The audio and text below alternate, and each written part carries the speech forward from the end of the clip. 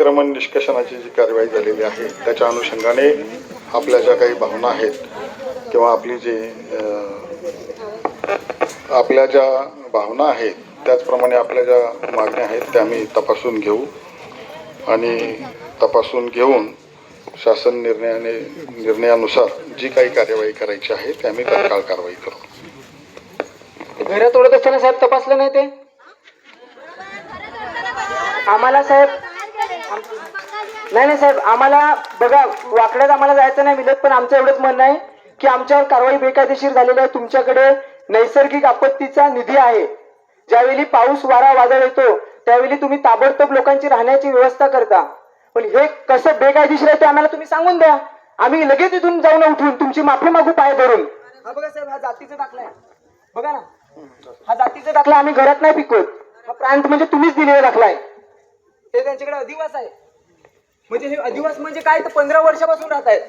ही घरपट्टी आहे त्यांची, हा भूमिहीन दाखला आहे की त्यांच्याकडे दुसरी कुठे जमीनच नाही. मग त्यांचं घर तोडलंच कसं? आणि कातकरी आहेत ना वरून, कातकऱ्यांसाठी काय शासन निर्णय आहे, काय कायदा आहे तो तुम्ही सांगा आम्हाला. 2011 पूर्वीची जी काही घरं आपल्याला नियमानुकूल करण्यासंदर्भात शासन निर्णय आहे त्याच्या अनुषंगाने तुमचे सर्व पुरावे तपासले जातील आणि त्या पुराव्याच्या तपासल्याच्या अंती जो काही निष्कर्ष निघतील त्याच्या अनुषंगाने पुढची कार्यवाही नक्की केली जाईल. तपासाच्या अगोदरच का तोडले? तपासाच्या अगोदर कार्यवाही झालेली आहे, सायमल्टेनियस तुमचे पुरावे तपासण्याचं देखील काम तहसील कार्यालयामार्फत सुरू आहे. आम्ही त्याला गती देऊ. नाही, आमची कारवाई पूर्णपणे बेकायदेशीर झालेली आहे. कोणत्याही प्रकारचे, आता साहेब बरोबर बोलले ना, आम्ही पण तेच सांगतो ना की पहिला तपासा ना मग कारवाई करा, बरोबर ना? मग जे बांगलादेश आहेत त्यांच्या तुम्ही तपासणार ना मग कारवाई करणार, पण आमच्या कातकऱ्यांना बेघर केला ना.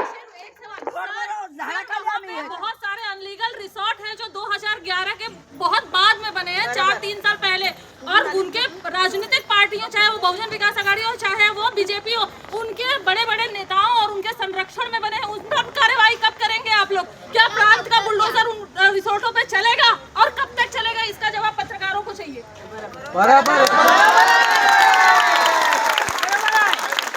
बघा, आम्हाला मुळात या एवढ्या लोकांच्या समोर तुमचा अपमान करणं हा आमचा हेतू नाही.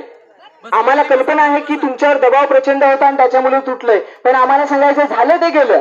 पण नैसर्गिक आपत्ती म्हणून आपल्याकडे निधी आहे, त्या निधीमधून आमचं पुनर्वसन करा. आणि राज्यपालांचा शासन निर्णय आहे का कातकरी जिथे असेल तिथे त्याचं तुम्ही घर बांधून दिलं पाहिजे. हे उगाच आम्हाला मी योग्य ती काहीतरी ती कारवाई करतो, तपास करतो, मग तपास करण्याच्या अगोदर का कारवाई झाली? मग तुम्ही येथे जर तुमच्या मर्जीनुसार कारवाई केली असेल तर आजच्या आज तहसीलदारांना सक्तीच्या रजेवर पाठवा आणि मग तपास करत बसा. एका रात्रीत पोलीस बंदोबस्त भेटला तोडाला.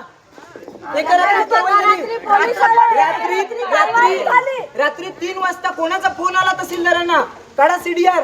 10 वाजता आले लगे घेऊन. सकाळी आले तर बाईचं पाय बघा ना साहेब, इकडे उभी राही. ही कातकरी बाई आहे साहेब. तुम्ही अधिकारी म्हणून नाही पण माणूस म्हणून विचार करा, तिचा एक भाऊ म्हणून विचार करा. तिच्या पायामध्ये एवढे 3 इंच होल आहे. ती मला सांगते 50 रुपये दे. हे बघा ना, या अशा अवस्थेमध्ये ती काय होणार? ही बघा पुढची सुनावणी लावून याच्यामध्ये नियम आहेत, अधिकृत आहेत, अनधिकृत हे ठरवाल सुद्धा. 15 दिवसावर पाऊस आलेला आहे. या पावसामध्ये चिमणी कावळ्या सुद्धा त्यांचं घरटं मानलं जात आहे. ज्यांची तुम्ही घरं तोडलेली आहेत, प्रशासकीय अधिकाऱ्यांनी त्याच्यावर बुलडोजर चालवलंय, कोणाच्या सांगण्यावरून चालवले हे तुम्हालाही माहिती आहे. परंतु ह्या आता बेघर झालेल्यांनी राहायचं कुठे याचं आज आम्हाला उत्तर मिळालं पाहिजे.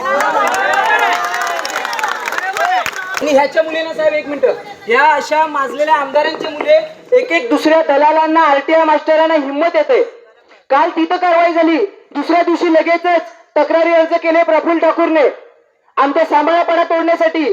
आणि लोक आमची जेवत नाहीत तेव्हापासून संबंध वसई तालुक्यातील आदिवासी समाजांमध्ये भीतीचं वातावरण निर्माण झालेलं आहे की वर्षानुवर्षापासून लोक राहत आहेत.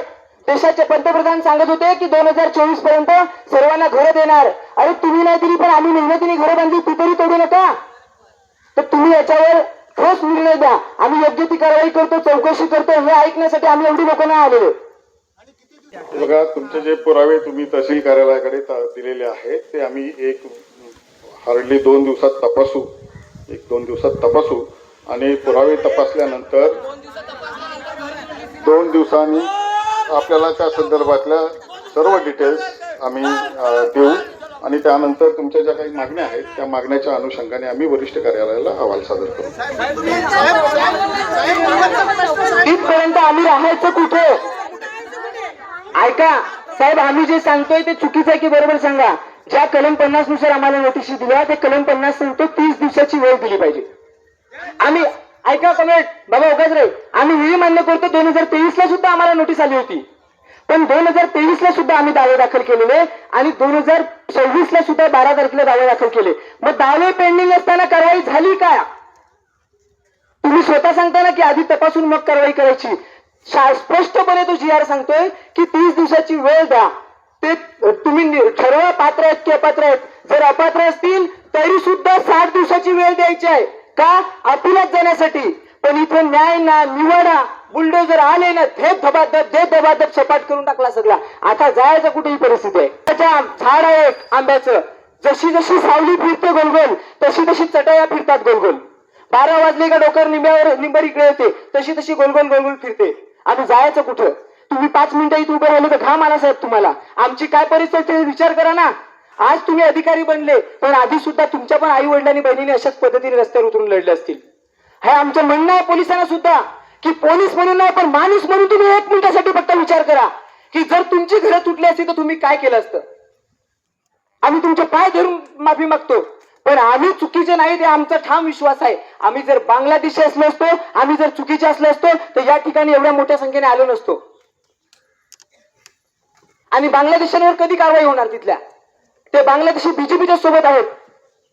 पोलिसांचं गोपनीय खातं करताय काय? आम्ही आमच्या आयटमसाठी स्टेटस ठेवलं का पोलिस पहिला बघतात आणि तिथे पाहिजे तेवढी बांगलादेशी ते बीजेपीच्या पाठी फिरतात. त्यांच्यावर का नाही कारवाई करत? फक्त दांडुकशाही आमच्यावरच राबवणार का? लेकिन मुझे वीडियो चाहिए.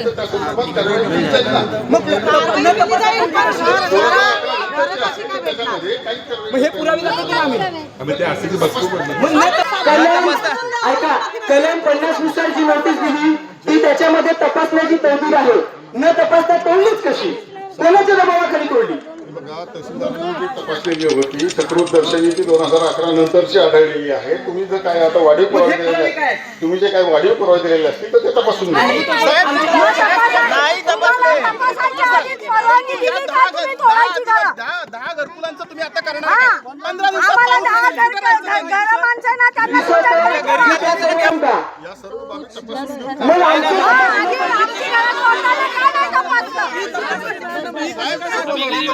आमची घरं तोडली तेव्हा का नाही तपासणी केली? साहेब तुम्ही प्रशासकीय उत्तर देताय त्याच्याबद्दल आम्हाला शंका नाहीये. तुम्ही प्रशासकीय उत्तर देताय त्याच्याबद्दल आम्हाला शंका नाहीये. 15 दिवसावर पाऊस आलेला आहे. या 10 घरकुलातल्या माणसांनी राहायचं कुठे? पाऊस आल्यानंतर त्यांनी राहायचं कुठे? त्यांनी साहेब रात्री पाऊस पडला तर आम्ही राहायचं कुठं? काय साहेब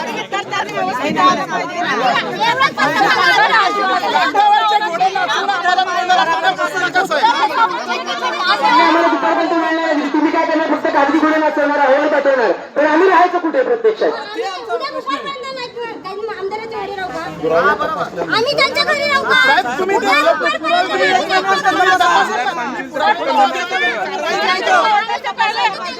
तोड़ने से पहले आपको ये सब सोचना चाहिए था ना. पहले हम पुरावा वो जांच पड़ताल राहायचं कुठे याचं उत्तर द्या आम्हाला. नाही तर घराची व्यवस्था करा.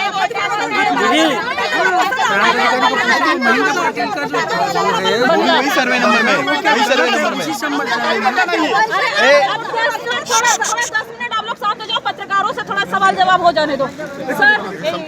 नहीं सर संपला है जी. आमचा संपला नाही. आम्ही जाणार नाही.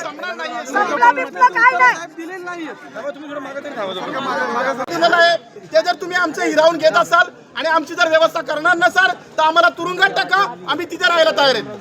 राहणार का आमच्या सोबत तुरुंगात? आम्ही इथून आमचा हक्क घेतल्याशिवाय जाणार नाही साहेब. आमची एकच मागणी आहे, तुम्ही कागदावरची कारवाई तुम्ही 100 दिवस करा. आमचं काय म्हणणं नाहीये.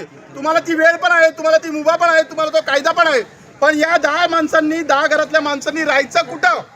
हा याचं उत्तर द्या आणि त्यांची व्यवस्था करा. आम्ही इथून आंदोलन सोडून निघून जातो. तहसीलदारांनी सकृतदर्शनी त्या ठिकाणी सर्व तपासणी केलेली होती. त्याप्रमाणे जी घरं 2011 नंतरची आहेत त्याच्यावरती कार्यवाही केलेली आहे. टप्प्याटप्प्याने सगळीकडे कारवाई केली देखील आहे. आणि जर 2011 पूर्वीची जी तुम्ही काही कागदपत्र सादर केलेली आहेत त्या दरम्यान त्याची तपासणी आम्ही दुपारपर्यंत करू आणि दुपारपर्यंत आम्ही अहवाल सादर करू. त्याची प्रत तुम्हाला आम्ही देऊ. सकृतदर्शनी तहसीलदारांनी तपासूनच कार्यवाही केलेली आहे.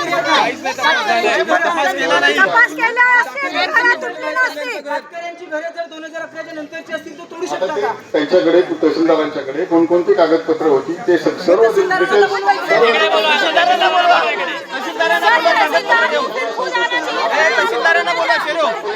बांगलादेशीचा घर कशाला नाही तोडला? बांगलादेशीची घर एक सेकंड, अब हम लोगों के सवाल वो निकल जाएंगे. अरे मग एवढी आमची घरं का नाही तोडली? कारण का ती बीजेपीची आहेत म्हणून तोडली नाही ना. बीजेपी लोकांची घरं आहेत ती बांगलादेशवाले म्हणून त्यांनी घरं नाही तोडली. फक्त आदिवासी लोकांची घरं का तोडली? कारवाई करताना महेंद्र पाटीलला समजलं नाही का ही आदिवासी आहे की बंगला आहे? महेंद्र पाटील चोर है, महेंद्र पाटील चोर है. सर तुम्ही आपत्कालीन विभागातून त्यांना तशी मदत जाहीर करू शकता ना. ती मदत जाहीर करा ना. त्यांचं म्हणणं एकच आहे, ऐका ना, आता जी काय त्यांची घरं तुटलेली आहेत तोडण्यासाठी प्रोसिजर नव्हती का? हा साहेब, घरं तोडण्यासाठी प्रोसिजर नव्हती का तुमची? तेव्हा प्रोसिजर कुठे खड्ड्यात गेलेली का? हा तेव्हा बरोबर तुम्ही तोडली घरं.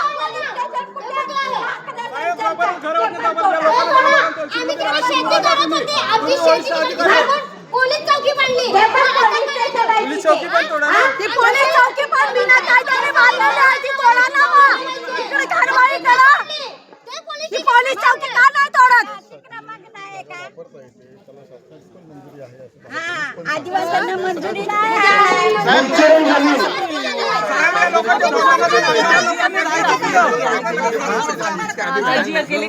तुमच्यासाठी आमच्या विरोधात काम करायला.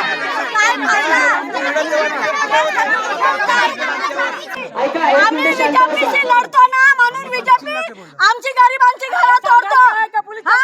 कारण आम्ही या लोकांना लढा पुढे करतो. रस्ता उचलतो म्हणून आमच्या आदिवासींची घरं बीजेपी लोकांच्या फार्म हाऊस का नाही तोडले? ते पोलीस स्टेशन का नाही तोडलं? तिकडे मोठे मोठे मॉल केले ते का नाही तोडलं? बीजेपी लोकांचे आमची गरिबांची घरं का तोडली? आमच्या घरी जाऊन घरावर कशाला बुलडोझर चढवला?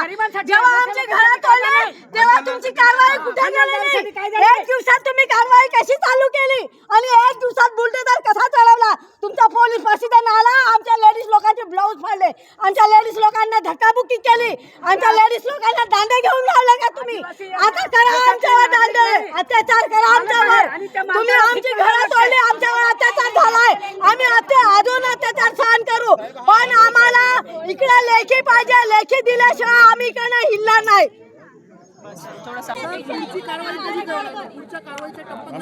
आम्ही डिसाईड करू. आणि जे रिसॉर्ट आहे एक मिनिट रिसॉर्ट वगैरे आहे आम्ही डिसाईड करू ते. आम्ही चर्चा करून त्याच्यामध्ये कारवाई केली जाईल.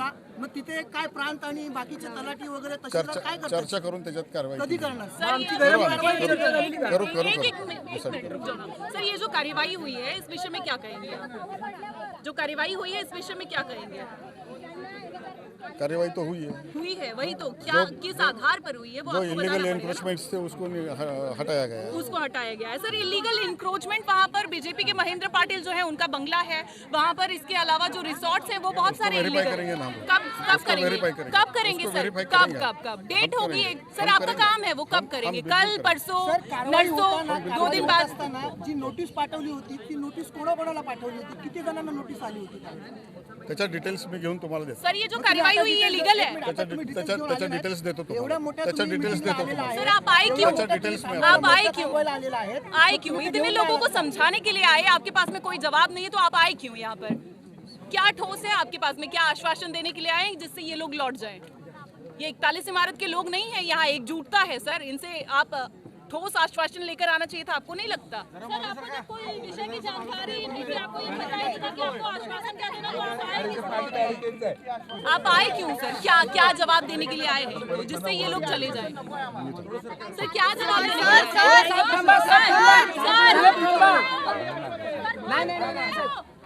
सर बता दो, महेंद्र पाटिल के बंगले पर कब थोड़ा कार्रवाई होगी?